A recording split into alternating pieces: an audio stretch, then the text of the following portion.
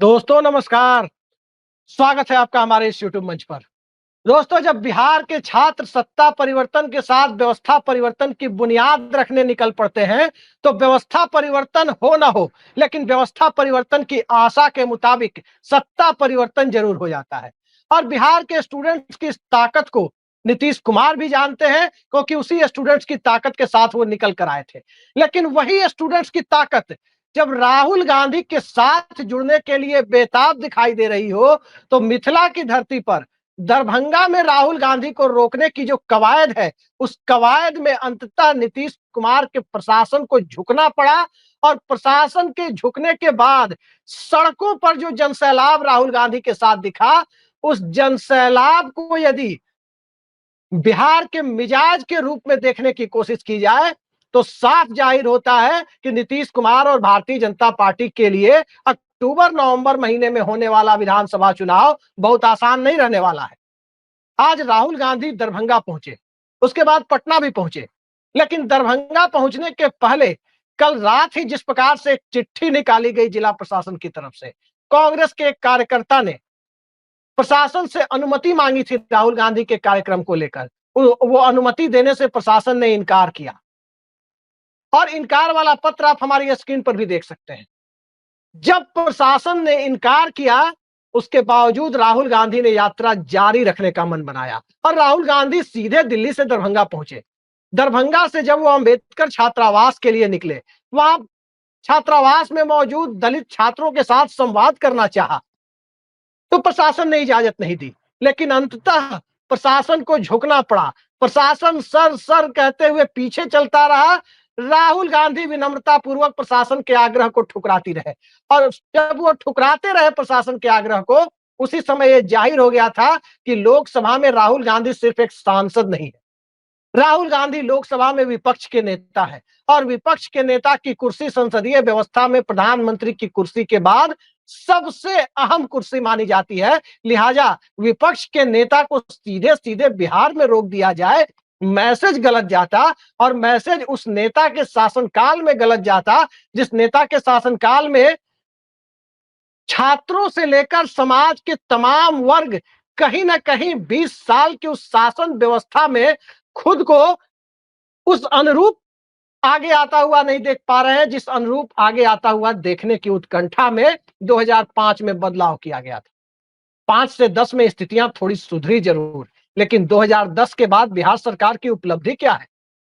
यही उपलब्धि है कि बिहार सरकार और बिहार की प्रति व्यक्ति आय देश में सबसे निचले पायदान पर, जो 2001 में लालू राबड़ी शासनकाल में भी थी, वो 2024-25 में भी है।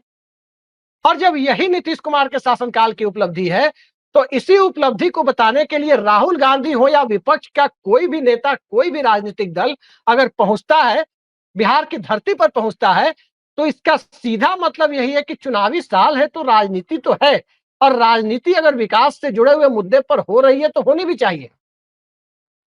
दरभंगा में प्रशासन को झुकना पड़ा, इजाजत देनी पड़ी।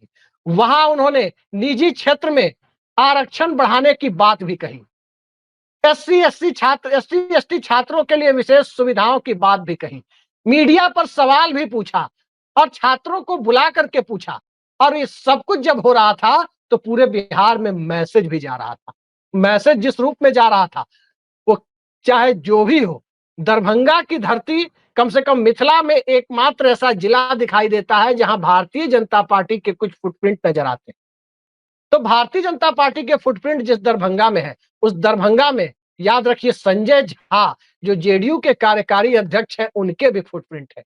और जब संजय झा के फुटप्रिंट वहां मौजूद है, तो संजय झा जो जेडीयू के कैंडिडेट सिलेक्शन की भूमिका में भी नहीं बताए जाते हैं, वो संजय झा इस प्रकार का बयान दे रहे हैं कि राहुल गांधी राजनीति करने आए हैं, तो किस रूप में इसे लिया जाना चाहिए?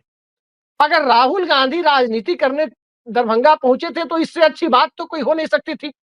लोकतांत्रिक देश में कोई राजनेता राजनीति करने नहीं पहुंचेगा तो कहां जाएगा? राहुल गांधी किसी कॉर्पोरेट की दलाली करने तो पहुंचे नहीं थे। राहुल गांधी जो बात संजय झा ने कही, वो 100% सही बात है कि राजनीति करने पहुंचे थे, और कोई बुराई नहीं है। इस देश की सबसे बड़ी समस्या यही है कि राजनेता राजनीति करना भूलते जा रहे हैं। और राजनीति छात्रों के बीच नहीं होगी, नौजवानों के बीच नहीं होगी, तो राजनीति होगी कहां? छात्रावास में राहुल गांधी राजनीति करने पहुंचते, अंबेडकर छात्रावास में। तो सवाल उठता है कि 1974 के जेपी मूवमेंट में पटेल छात्रावास और जैक्सन हॉस्टल में और पटना इंजीनियरिंग कॉलेज के हॉस्टल में नीतीश कुमार, लालू यादव और सुशील मोदी जैसे लोग क्या कर रहे थे? क्या वो राजनीति नहीं कर रहे थे? तब भी छात्रावासों में और यूनिवर्सिटी कैंपस में और कॉलेज कैंपस में राजनीति हो रही थी। आज भी राहुल गांधी इस व्यवस्था को जीवंत करना चाहते हैं। आप चाहे अमेरिका चले जाएं, शिकागो यूनिवर्सिटी चले जाएं, बोस्टन यूनिवर्सिटी चले जाएं, मिशिगन यूनिवर्सिटी चले जाएं, हार्वर्ड चले जाएं, यूनिवर्सिटी कैंपस में राजनीति नहीं होगी तो राजनीति कहां होगी? हॉस्टल में राजनीति नहीं होगी तो राजनीति कहां होगी? क्या इस देश की राजनीति को कॉरपोरेट के लिए छोड़ दिया जाए, माफियाओं के लिए छोड़ दिया जाए, गुंडा मवालियों के लिए राजनीति को छोड़ दिया जाए? जिस प्रकार से सामाजिक न्याय के मुद्दे को लेकर राहुल गांधी दरभंगा पहुंचे, स्वाभाविक है कि एनडीए के वोट बैंक का एक बड़ा हिस्सा महादलित समुदाय से आता है। और जब महादलित समुदाय के राजेश कुमार, राजेश राम जब प्रदेश अध्यक्ष बन चुके हैं बिहार कांग्रेस के, तो स्वाभाविक है वो डिप्टी सीएम का चेहरा भी होंगे तेजस्वी यादव की सरकार में। इसमें सबसे ज्यादा नुकसान एनडीए को होता हुआ दिख रहा है। यही इसके उलट जाकर के देखें तो पटना में जो कार्यक्रम राहुल गांधी का हुआ है, अभी थोड़ी देर पहले खत्म हुआ है। पटना में आइनॉक्स सिनेमा हॉल में राहुल गांधी ने फूले मूवी देखी है। तो एक तरफ फूले मूवी देखना, दूसरा अंबेडकर छात्रावास में जाना, तीसरा सामाजिक न्याय की बात को दोनों जगह कहना, चौथा सामाजिक न्याय की बात के साथ साथ आगे बढ़कर निजी क्षेत्र में आरक्षण की बात करना, और पांचवा इस बात को खुले दिल से सबके सामने प्रशासन को धता बताते हुए जब वो पैदल निकल पड़े छात्रावास के लिए, उसके बाद प्रशासन को झुकना पड़ गया, तो उस हालात में ये कहना कि जाति जनगणना का जो उनका एजेंडा था, जिस बात को कह रहे थे, मोदी सरकार को झुकना पड़ा। और ये हम आज से नहीं देख रहे, पहले से देख रहे हैं कि राहुल गांधी जो बातें कहते हैं सरकार को झुकना पड़ता है। तीनों विवादास्पद कृषि कानूनों को वापस लेना होगा, यह बात राहुल गांधी ने कही थी, वापस लेना पड़ा। पूरे देश ने देखा कि नरेंद्र मोदी सरकार के द्वारा बनाया गया तीनों कंट्रोवर्शियल एग्रीकल्चरल लॉ, विवादास्पद कृषि कानून, मोदी सरकार को वापस लेना पड़ा। जाति जनगणना का विरोध करने वाले लोग अचानक जाति जनगणना लेकर के आ गए, और एक ऐसे दौर में जब नरेंद्र मोदी सरकार डोनाल्ड ट्रंप के दावे का खंडन नहीं कर पा रही है। 4 दिन में 4 बार डोनाल्ड ट्रंप ने यह दावा किया है, यूएस के प्रेसिडेंट ने, कि वॉर का डर दिखाकर, व्यापार का डर दिखाकर वॉर रुकवाया है भारत पाकिस्तान के बीच। यानी ट्रेड को मुद्दा बनाकर, ट्रेड का लालच देकर के युद्ध रुकवाया गया है। क्या भारत का विदेश मंत्रालय इतना कमजोर हो गया है कि इसका खंडन ना करे?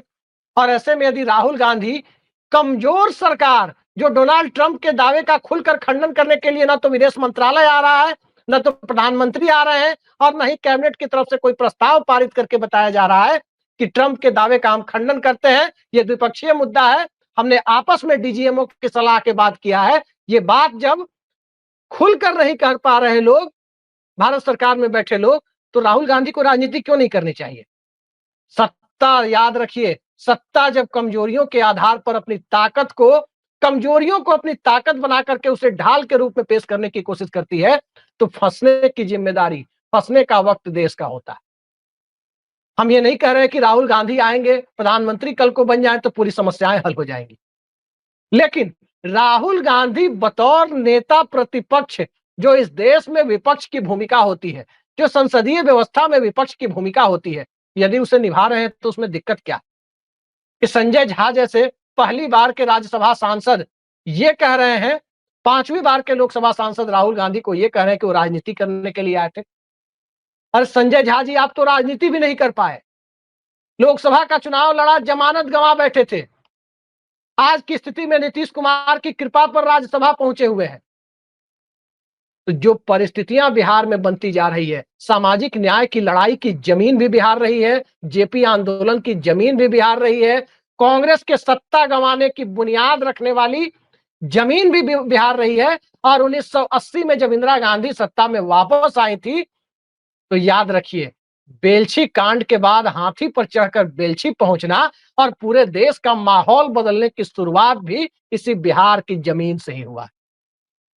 तो ये सारे इतिहास को यदि वर्तमान के परिप्रेक्ष्य में टटोलने की कोशिश की जाए, तो राहुल गांधी का दौरा एक तरफ एनडीए गठबंधन के लिए मुसीबत का सबब बनता जा रहा है, तो विपक्षी गठबंधन, जिसे महागठबंधन कहें या इंडिया गठबंधन कहें, उसमें भी आज का जो शो हुआ है, आज का राहुल गांधी का जो दरभंगा से पटना तक का कार्यक्रम था, उस कार्यक्रम ने तो ये साफ जाहिर कर दिया कि जो 70 सीटें कांग्रेस पिछली बार लड़ी थी, 70 से कम पर इस बार मानेगी नहीं। और 70 से कम पर जब कांग्रेस मानेगी नहीं, तो फेंकी हुई सीटें कांग्रेस लेगी भी नहीं जो पिछली बार दी गई थी। कांग्रेस पार्टी अपनी पसंदीदा सीटें जरूर लेने की कोशिश करेगी और करनी भी चाहिए, क्योंकि ऐसी सीटें जो राजद मौजूदा दौर में जीत नहीं सकती, 15 में तब जीत गई थी जब नीतीश कुमार साथ में थे, और एक ऐसे दौर में जब नरेंद्र मोदी की ताकत कमजोर हो रही हो, ब्रांड नरेंद्र मोदी बिखर रहा हो, जाति गणना और सामाजिक न्याय का मुद्दा चुनावी हिंदुत्व की खुमारी को जमीन पर लाकर पटक रहा हो। तो उन तमाम परिस्थितियों में कांग्रेस पार्टी को वो सीटें देने में हिचक भी नहीं होनी चाहिए जिन सीटों पर कांग्रेस पार्टी बहुत मजबूत चुनावी लड़ाई लड़ सकती है, एनडीए को धूल चटा सकती है। वो हालात आज राहुल गांधी के दौरे के बाद बिहार में कांग्रेस पार्टी ने बनाए। लेकिन एक बात ये भी माननी होगी कि जो बातें राहुल गांधी अहमदाबाद में कह रहे थे कि कांग्रेस के अंदर भी बीजेपी के एजेंट हो सकते हैं, स्लीपर सेल हो सकते हैं, क्या बिहार कांग्रेस में स्लीपर सेल नहीं हो सकते? कौन नहीं जानता इस बात को कि पटना की मीडिया बिहार में प्रदेश कांग्रेस अध्यक्ष, नवनियुक्त अध्यक्ष जो दलित समाज से आते हैं, उनको फेल कराने के लिए किसके इशारे पर काम कर रही है? कौन नहीं जानता इस बात को? पूरे बिहार में यदि किसी से पूछा जाए, जिसकी भी राजनीतिक चेतना हो, उससे यदि पूछा जाए कि आखिर राजेश राम को पटना की मीडिया में तवज्जो क्यों नहीं मिल रही है, क्या इसलिए कि वो दलित समाज से हैं? जी नहीं, बल्कि इसलिए क्योंकि राजेश राम उस तरह की सुविधाएं दिला पाने में पटना की मीडिया के एक बड़े हिस्से को सक्षम नहीं है, और वो दिलाना उचित नहीं समझते जो अब तक की व्यवस्था में अलग अलग राजनीतिक दलों के लोग दिलाते रहे। थोड़े कहे को ज्यादा समझिए। तो ये हालात बिहार में बने हुए हैं, और अब तक एक प्रदेश अध्यक्ष जो जेडीयू में चले गए, और अभी भी कहा जाता है कि कांग्रेस की अंदरूनी राजनीति में इतना दखल करने रखने की कोशिश जरूर करते हैं कि बिहार में कोई दलित पावर सेंटर ऑफ पावर न बन जाए, बिहार में कोई नया दलित नेतृत्व न उभर जाए। वो अब जेडीयू में चले गए, लेकिन क्या उन्हें ये बात रास आएगी कि बिहार में कोई नया दलित नेतृत्व उभर कर सामने आए? ये एक परिस्थिति है। क्या चिराग पासवान को ये बात रास आएगी कि बिहार में एक नया दलित नेतृत्व उभर कर सामने आए? तो ये सारी परिस्थितियां हैं जिसमें राहुल गांधी के इस प्रयोग के लिए बाधाएं खड़ी करने की कोशिशें विपक्ष की तरफ से भी हो सकती है, कुछ सहयोगी दलों की तरफ से हो सकती है, और कांग्रेस के अंदर जो दूसरे दलों की कृपा पर बने हुए लोग हैं, जो दूसरे दलों का कृपा पात्र कांग्रेस को बनाए रखना चाहते हैं, उन्हें भी राहुल गांधी, कृष्णा अल्लावीरू जो प्रदेश प्रभारी है, और प्रदेश अध्यक्ष राजेश राम की तिकड़ी शायद रास नहीं आ रही है। लेकिन मैसेज तो दिया है, और मैसेज इस रूप में दिया है कि यदि अक्टूबर नवंबर में बिहार में यदि सत्ता पलट गई, तो भारतीय जनता पार्टी को नाको चने चबाने होंगे। लेकिन सत्ता पलटने से ज्यादा बड़ी बात तब हो जाएगी जब कांग्रेस की विधानसभा सीटें भारतीय जनता पार्टी से ज्यादा हो जाए। भारतीय जनता पार्टी पिछली बार 74 सीटें जीती थी, कांग्रेस पार्टी 19 सीटें जीती थी। और कांग्रेस पार्टी अगर 50 के आंकड़े को छूने की स्थिति में पहुंचती है, तो स्वाभाविक है कि भारतीय जनता पार्टी 40 से ऊपर नहीं जाएगी। क्योंकि आज की तारीख में बहुत ईमानदारी से इस बात को स्वीकार किया जाए तो बिहार में कांग्रेस और भाजपा, जिसमें यदि अल्पसंख्यक वोटों को छोड़ दिया जाए, दलित वोटों के एक ठीक ठाक हिस्से को माइनस करके देखा जाए, तो ज्यादातर वोट बैंक का हिस्सा कॉमन होता है जो कांग्रेस और भाजपा का है। कांग्रेस के कमजोर पड़ने से वो वोट बैंक भाजपा की तरफ शिफ्ट हुआ है। और अब जब नरेंद्र मोदी ने भी जाति गणना का ऐलान कर दिया, राहुल गांधी भी उसी प्लेटफॉर्म पर है, तो भाजपा के साथ उस तबके के चिपके रहने का कोई कारण नजर नहीं आता। जिस प्रकार से वैकेंसियां कम हुई, जिस प्रकार से अग्निवीर स्कीम के सहारे नौजवानों के अरमानों पर पानी फेरने का काम इस सरकार के दौर में हुआ, परमानेंट नौकरी की जगह कॉन्ट्रैक्ट जॉब को बढ़ावा देने की बात हुई, उससे स्वाभाविक है कि वही तबका जो रोजी रोजगार के लिए सरकारी नौकरियों और प्राइवेट सेक्टर के बूम की उम्मीद करता है, कहीं ना कहीं वो इतना प्रभावित हुआ है कि अगर कांग्रेस पार्टी जिस किसी सीट पर मजबूती से चुनाव लड़ती हुई दिखाई दे, उस सीट पर वो भारतीय जनता पार्टी और जनता दल यूनाइटेड का दामन छोड़ सकता है।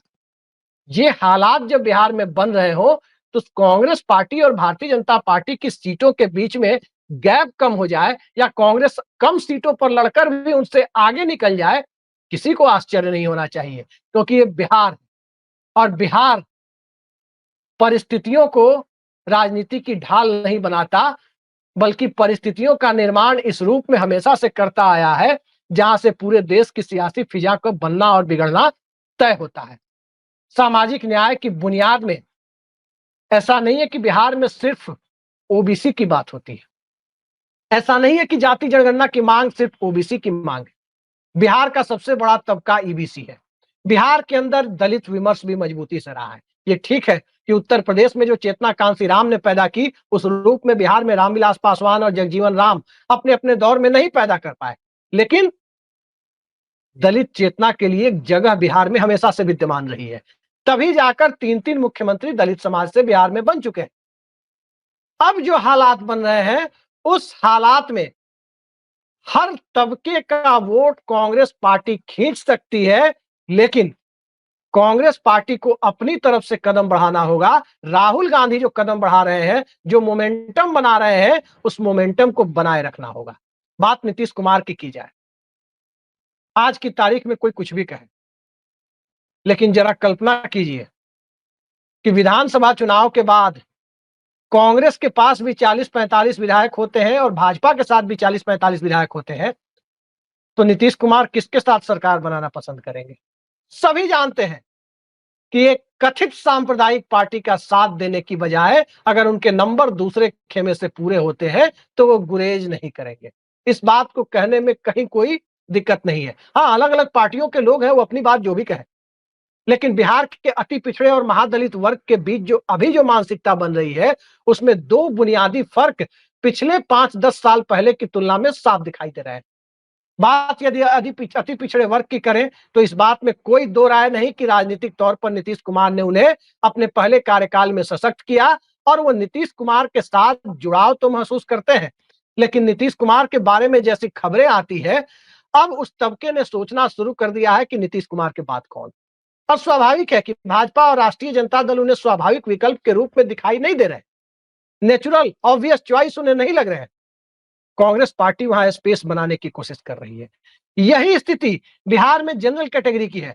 उसके अरमानों पर भी भारतीय जनता पार्टी के राज में जो अर्बन मिडिल क्लास कहें या जो मिडिल मिडिल क्लास कहें, दोनों ही तरह के क्लास के बीच में जो बिहार में जनरल कैटेगरी की भागीदारी है, कहीं ना कहीं उसके अरमानों पर बर्फ भी पड़ी है मोदी सरकार की आर्थिक नीतियों से। और तीसरा जो महादलित वर्ग है, वो महादलित वर्ग, ठीक है कि नीतीश कुमार ने बिहार में महादलित वर्ग का एक दलितों के बीच अलग कैटेगरी बनाई और महादलित वर्ग अब इस बात को देख रहा है कि नीतीश कुमार ने महादलित वर्ग बनाया तो जरूर, अपेक्षाएं पूरी नहीं हुई और अंबेडकर छात्रावास पहुंचना, रोके जाने की कोशिश होना और राहुल गांधी को रोके जाने की कोशिश के बीच पैदल निकल पड़ना और इस सबका जिस रूप से पिक्चराइजेशन हुआ, जिस रूप से ये चीजें सामने आई है, पूरे बिहार के महादलित जनमानस और अति पिछड़ा जनमानस के बीच एक मुद्दा बन गया है। और मुद्दा तो वो भी है कि जाति गणना तो राहुल गांधी ने नीतीश कुमार ने कराई, लेकिन उस जाति गणना को लेकर के अलमारी में बंद करके बैठ गया। उसके बाद उस पर कुछ अमल भी किया। अब वही तबका जिसकी गिनती सामने आ गई है, जिसकी गरीबी की संख्या सामने आ गई है, वो भी पूछ रहा है। अपर कास्ट भी बिहार में पूछ रहा है कि 27% गरीबी उसके बीच में भी है। दलित महादलित भी पूछ रहा है कि 40% से ज्यादा गरीबी उसके बीच में भी है। पिछड़ा अति पिछड़ा भी पूछ रहा है कि 33% से ज्यादा गरीबी उसके बीच में भी है। आपने किया क्या? 2 अक्टूबर 2023 से आज 15 मई 2025 हो गया। आखिर इन 19 महीनों में आपने किया क्या? ये सवाल नीतीश कुमार के सामने है और इस सवाल का जवाब नीतीश कुमार दे न दे, बिहार की जनता इस विधानसभा चुनाव में देती हुई नजर आए, किसी को आश्चर्य नहीं होना चाहिए। और इस बात को मैं फिर दोहराता हूं कि राहुल गांधी ने संजय झा ने जो बात कही है वो 100% सही है कि राजनीति की है, और राजनीति जो एक राजनेता का पारंपरिक धर्म है, करना चाहिए, और वो काम उन्होंने किया है, इसके लिए राहुल गांधी बधाई के पात्र हैं। लेकिन क्या उनकी कांग्रेस पार्टी बधाई की पात्र है? ये सवाल अब भी लाजमी है, क्योंकि वन मैन आर्मी की कोशिशें और संगठन के द्वारा नेता के प्रयास को ऊपर लाए जाने की कोशिशें, दोनों दो बातें होती हैं। आमतौर पर संगठन के प्रयास को नेता नेतृत्व देता है। कांग्रेस के मामले में स्थितियां उल्टी है। यहां नेता के प्रयास को संगठन से मजबूती दिए जाने की कोशिश चल रही है। देखते हैं इस धारा में कितनी कामयाबी कांग्रेस को मिलती है, वक्त बताएगा। 4-5 महीने बाद होने वाला बिहार विधानसभा का चुनाव बताएगा, तो इंतजार करते हैं। तब तक फिलहाल तो राहुल गांधी ने सहमात के खेल के बीच अपनी तरफ से अपनी बिसात चल दी है, और इसमें वजीर कौन है, प्यादा कौन साबित हुआ, देखते जाइए। लेकिन आज की बाजी राहुल गांधी के नाम रही है। आज के लिए इतना ही। नमस्कार।